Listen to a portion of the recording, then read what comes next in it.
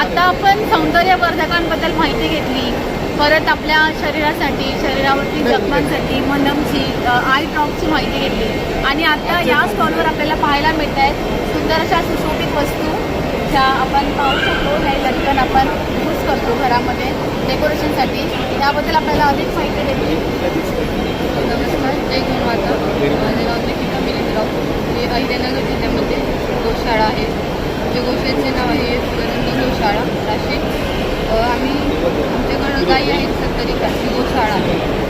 गायी हे दूध देते 35 रुपयाच्या गायी. त्यामुळे आम्ही ते केलं काही करते म्हणून शेणापासून बायकोला करू शकतो.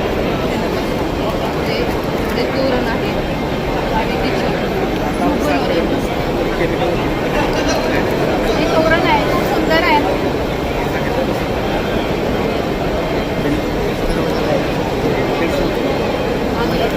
रक्षाबंधन जवळ येत आहे. Rakhi without any chemicals rakhi तुमच्या भावाच्या हातात दिली आहे.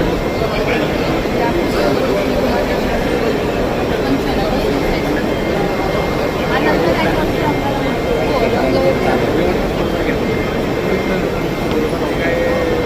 पण मूर्ती खूप सुंदर आहे. सर्व मूर्त्या गृह सजावटीच्या वस्तू देण्याचं काम आहे.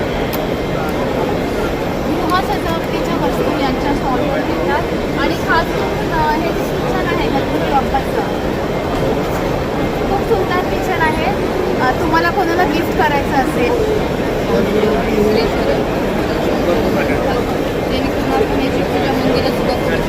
देवघरामध्ये श्रीचरण